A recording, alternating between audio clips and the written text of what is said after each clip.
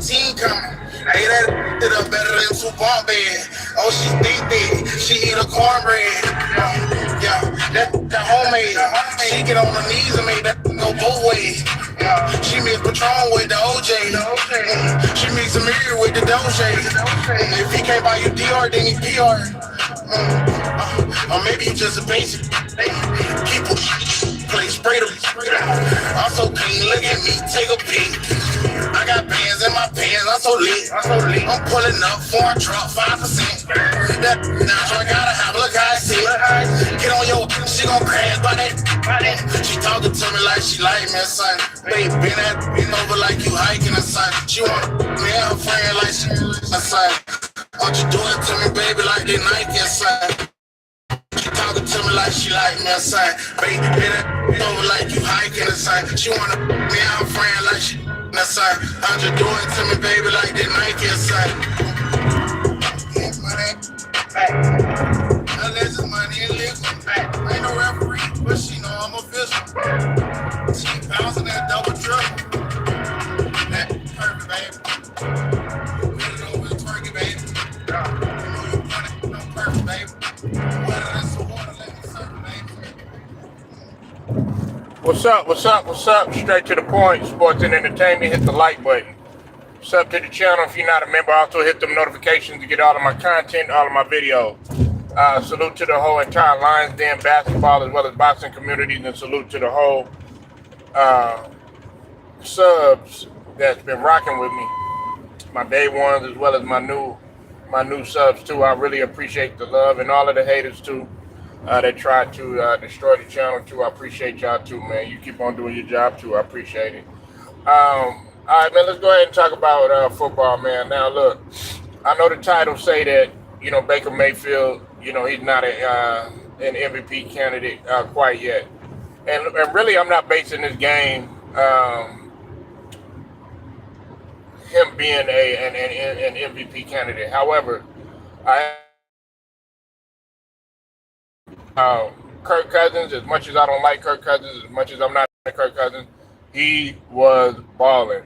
508 yards, 4 touchdowns, had 1 interception or whatever, 42 for 58. Could have been better on completion percentage, but Kirk Cousins did his thing, and they did their thing, and he didn't throw any interceptions, but not really as strong as a game as I would have liked Baker Mayfield. He wasn't that aggressive. Now our defense did sustain. We could have did a lot better towards the end. What's up with it, Lemon and Pepper Lou? Chad, I see you in here. Make sure y'all go sub to Lemon Pepper Lou. But the thing about it is we have to, in order for Baker Mayfield to be in the class of a MVP candidate, he has to beat division rivals. Whether we want to see it or not, Atlanta is a rival. The Pelicans, they are a rival. All of them are, with the exception of Carolina. I don't think Carolina, but we got to get New Orleans, and we have to beat the Falcons. We have to beat the Falcons. Let me look at some of these comments. You said Buccaneers. Well, I know. Yeah, Mike Evans is balling. Yeah, he's balling. You said 74.58 on fantasy football. Yeah, I mean, look, man, he's doing a tremendous job, but you got to get the win, man. And see, the thing about it is guess what their record is now? They're tied up with us. You know what I'm saying? This was a chance to really move the needle in the division, but they have the same record as us. We're both 3-2. I don't like that. You know what I'm saying? Like, see, that's my problem with Baker Mayfield. As much as I like Baker Mayfield, hey, he's got to get the smoke too. He starts being inconsistent at times. Okay? He starts being inconsistent at times. Kirk Cousins, he made the game ugly, but he still did pretty good on yardage, and he made a lot of good key throws. I'm not mad at Kirk Cousins. Like I said, I'm not a Kirk Cousins fan. I don't really too much care for his game, but Kirk Cousins did his thing. fumble by Bucky. Yeah, it did. It hurt us. It hurt us real bad. But like I said, man, we'll we'll go back to the drawing board. The fact is that we're still above 500, but I don't like the fact that we're tied up with the Atlanta Falcons, because see, now the Atlanta Falcons, they got a little bit of confidence now. They got a little bit of confidence now. Kirk Cousins, he gonna start feeling himself now.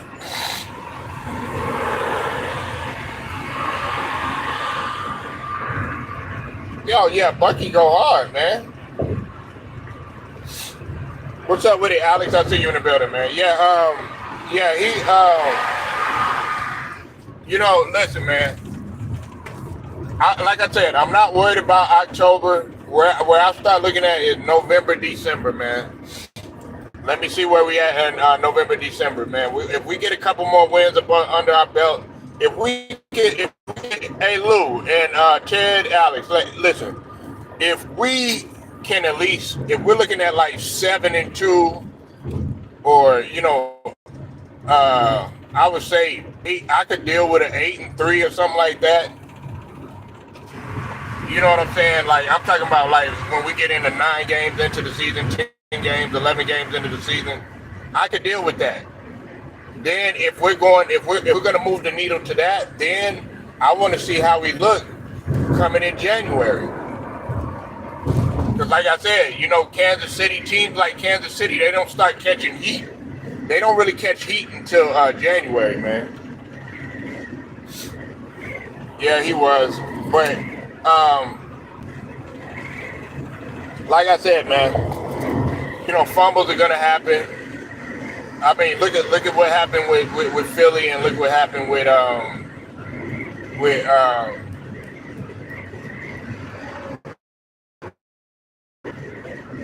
Zeke. You know what I'm saying? It happens. You know what I'm saying?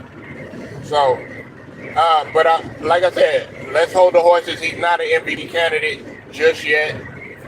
He's got to beat he got to beat the rivals. He got to show up in big games too. You know what I'm saying? He got to show up in big games. Then I'll be like, okay, we're talking an MVP candidate. You know what I'm saying? But for right now, nah. That's why like I'm really hesitant. The numbers are there. Last night it wasn't too great, but you're gonna have those games where I'm not gonna say you deserve to slack off, but you're gonna have those games where it's not gonna be a 300-yard game, 300-yard plus game. You know what I'm saying? So yeah, we'll be back. It's no big deal. I mean, that's the game that we were supposed to play. Am I disappointed in the way that we played? No, I'm not disappointed. I'm not disappointed in we played, because our effort. The thing is our effort. If Atlanta would have came out and they say would have blew us out or something like that, then okay, we would be talking. I would have something to say about that, but I'm not disappointed in the way that we played. I'm not. Baker Mayfield, he will bounce back. Hell, he might have a game where he's under 200 yards. You know what I'm saying? He might have those games. Every game ain't gonna be 300 yards, 400 yards, stuff like that. That's not happening. So it ain't that big of a deal. But what I'm saying is he's not an MVP candidate as of yet. Now I want to talk about Isaiah Thomas. Now I touched on this a little bit, and I didn't go into it too much or whatever. I've said this quite a bit. I want to get descriptive when I'm talking. You said he played, yeah, but he got to salute to you. Got to play tougher. If you're gonna be an MVP candidate, man, you gotta.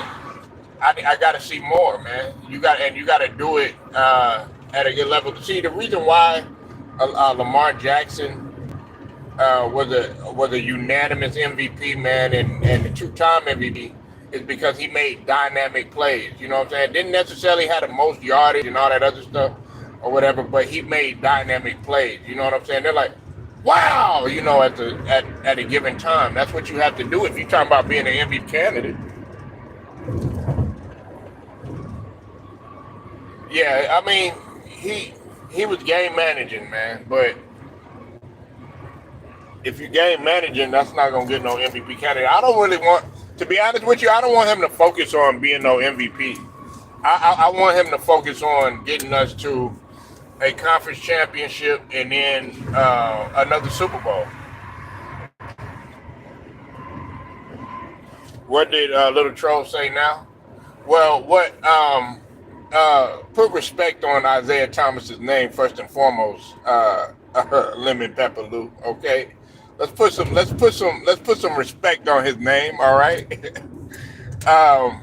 What Isaiah Thomas said, what Zeke said, my starting point guard, what he had to say. Okay. Uh, Isaiah Thomas said that he would he would thrive in today's era, meaning that, you know what I'm saying, he would pretty much destroy the competition, and I agree with him. You know what I'm saying? He would destroy in this positionless basketball that they play today. Isaiah Thomas would definitely thrive with the spacing that you have and stuff. And Isaiah Thomas was already able to get to the cup the way that he played or whatever. He played that, like I said, that raw west side of Chicago style, able to get to the cup, able to finish. He could dish, drive, do all that sort of thing or whatever. If you're talking about him thriving from a numbers perspective too, Isaiah Thomas would have, do you know how many triple doubles he would have? All these numbers that y'all trying to get and stuff like that, Isaiah Thomas would do it. Now, if I know everybody, they're gonna criticize the shooting and all this other stuff, but had he, consistently shot like how point guards are shooting like that, he'd do the same thing. Man, the only thing I guess you could say one knock on him was his assist to turnover ratio. It wasn't as high as Magic Johnson nor John Stockton. But one thing that you got to give Isaiah Thomas is he knew how to close. He knew how to close the game. You know what I'm saying? Like I said, man, y'all got to see, y'all looking at, oh man, look what Isaiah Thomas did to the Bulls and all this other stuff, and oh my God, how could the Pistons do the Bulls like that and stuff like that? That's why y'all got a bad taste in your mouth about him. I ain't got no bad taste about Isaiah Thomas about that shit. You know what I'm saying? Because I learned how to separate things. If you look at Isaiah Thomas in the way that he plays, he's more fundamentally sound than a lot of the point guards that did play. Now, John Stockton, was he a better shooter? Yeah, he was. He was a better shooter. But in terms of closing a game, in the game, sealing the deal, when you needed a bucket, he was gonna get it. When you needed a pass, he was gonna get it. If you needed a hockey assist, he was gonna do it. If you needed him to, stop somebody in transition, more than likely he was gonna do it with the help of Joe Dumars, of course.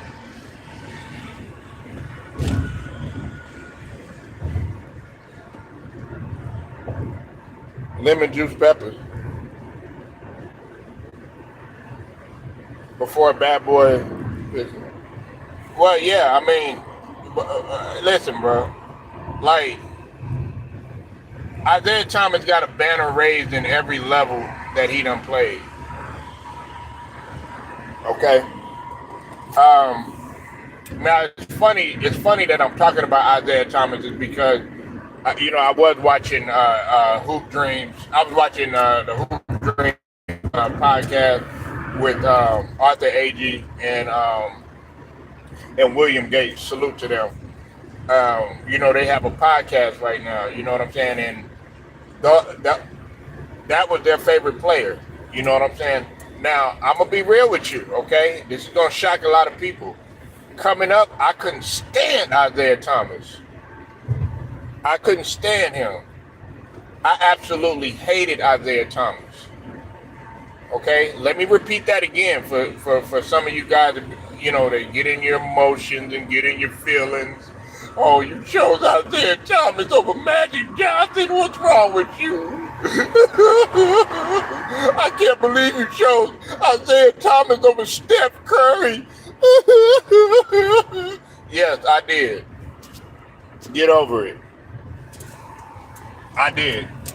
At one time, I used to be into Magic Johnson. Matter of fact, I was actually in the Terry Porter, both of them, but Terry Porter, he's my most enjoyable point guard to watch. But if I'm gonna start anybody, I'm starting Isaiah Thomas, who I like to watch. I like to watch Terry Porter. Um, like Magic Johnson, man. The reason why I liked him, growing up or whatever, is because I was I was like, damn, you know what I'm saying? As tall as he was, being able to do what he could do. And I was like, yeah, right, Magic can't dunk. He ain't doing that. Man, I seen Magic coming through the lane, dunking on people. That I was like, damn, okay, I like Magic. I just wanted to see him dunk. I always saw Jordan dunking and stuff like that, but I was like, damn, okay, Magic can come through the lane and dunk on a motherfucker every now and then.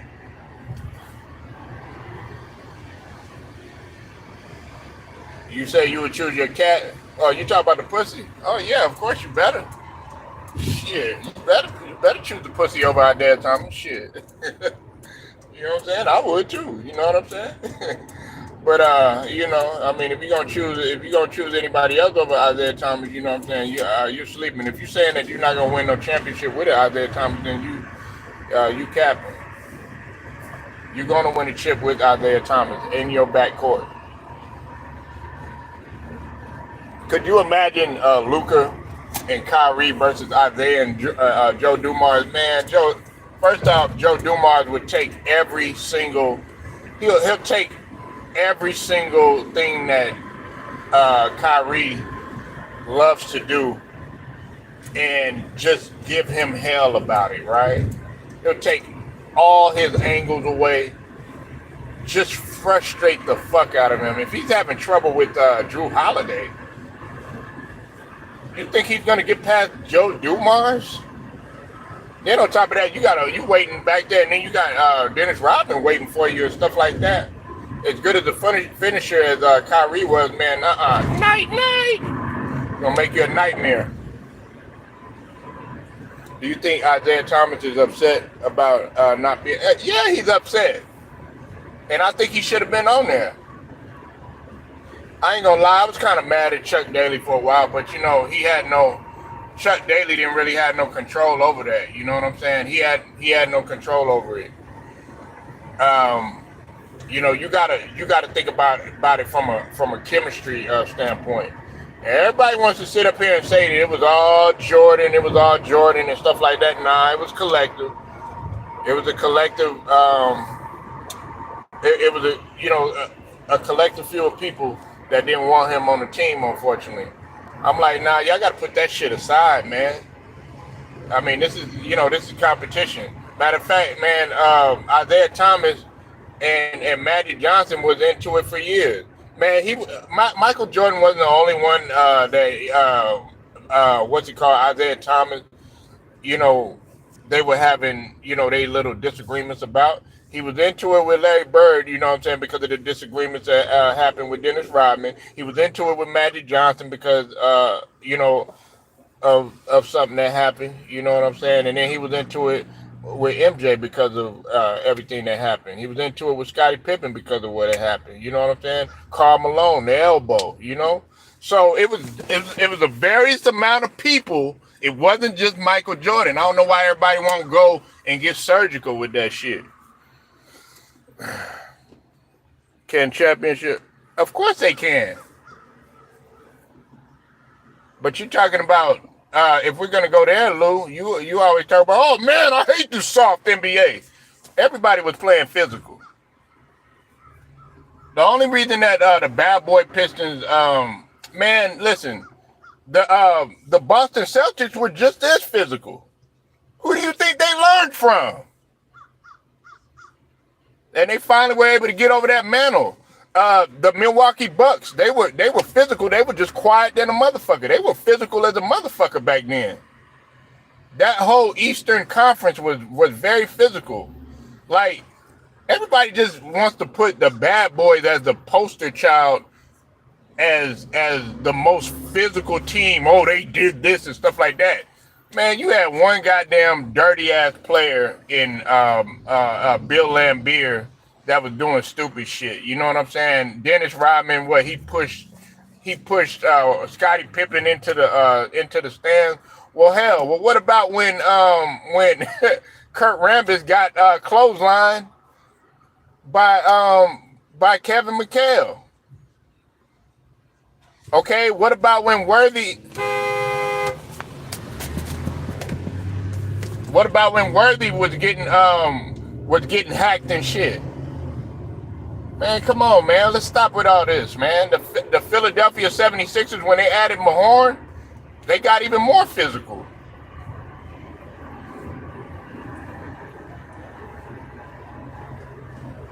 They were physical and smart. I mean, dog, like, if you fall on the ground, Lou, when I was playing, if you fell on the ground or whatever, and as long as there was no whistle, they were just going to go ahead and step over you. Sometimes they'll just go ahead and, some guys will step on your face and just keep on running. And if you're still laying on the ground or whatever until somebody calls timeout, they're going to keep on going, man. Let's stop with all this, man. Oh, the Bad Boys. Look what they did to me, man. Quit crying. Man, Isaiah Thomas 6 foot, man. Joe Dumars is 6'3". They playing with giants. You got to be a little scrappy. And if we're going to go there, y'all talk about Isaiah Thomas being dirty. John Stockton was just as dirty. He was elbowing people in their balls and shit.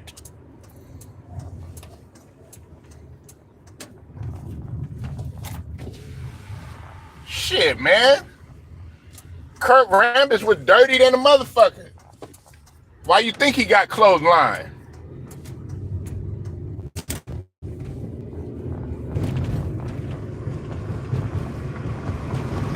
Karl Malone, he was dirty. He had sharp ass elbows. They weren't the only ones doing that shit, man. Terry Cummins, he was dirty.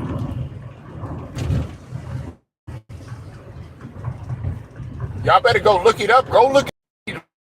Weak compared to the 80s. It don't matter what rules. If because he was able to play both ways, like he came from Indiana, the child and shit like that.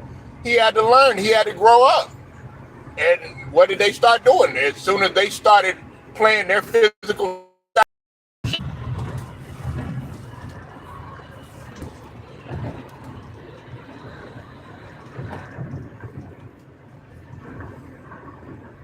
Right, exactly. I actually like that shit. Like, you know what I'm saying? Like, you sitting up here, the Blazers were a physical team. Jerome Kersey, you had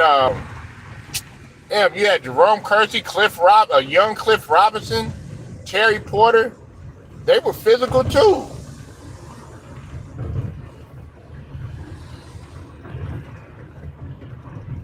Shit, man. All this, oh, the Bad Boys, man. Look what the bad man, man, he broke my, man, get the fuck out of here, man. Ain't nobody got no time for that shit.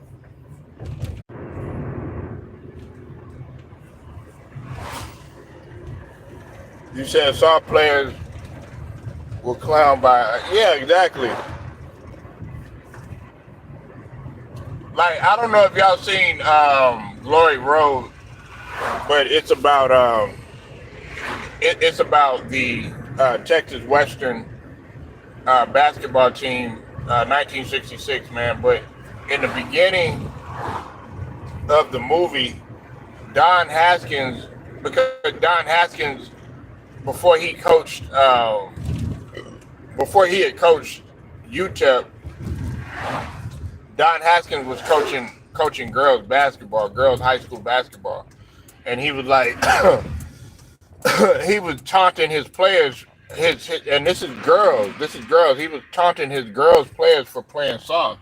And at the beginning of the movie, he was like, "Yeah, I'll get you a skirt if you could play like if you play like a girl," and all this other stuff. And he was basically trying to get them to play more physical.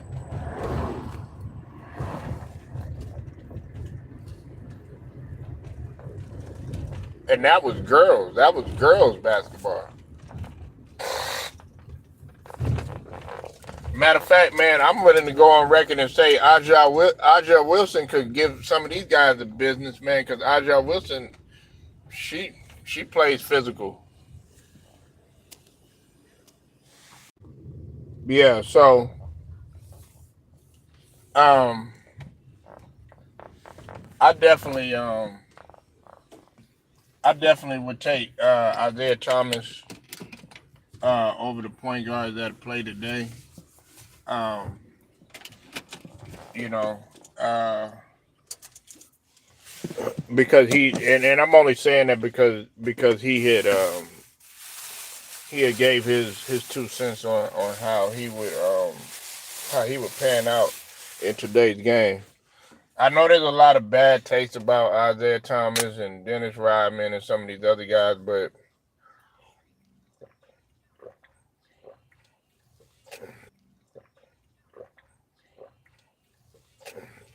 I look at it a little bit differently, man. I look at the game um, that they played. What did they do that was right? You said Zeke froze out MJ.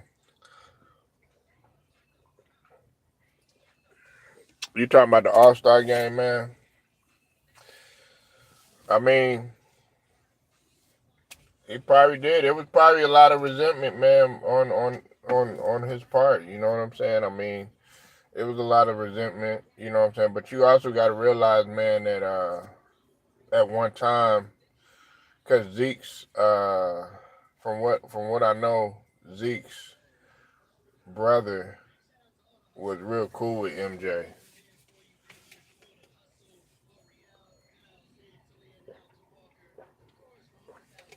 You know what I'm saying? Michael Jordan was playing throughout the city when he was in Chicago and stuff like that. You know what I'm saying? And you know, you had to know how to move back then and stuff because a lot of stuff happened in Chicago. So um, I'm not gonna hold y'all, man. I'm gonna go ahead and get up out of here. But I just wanted to, you know, talk my little ish on Isaiah Thomas and the Tampa Bay Bucks. But make sure y'all like it. Like this video, share it, subscribe, hit the notifications. Straight to the point, sports and entertainment, man. I'll be speaking with y'all later.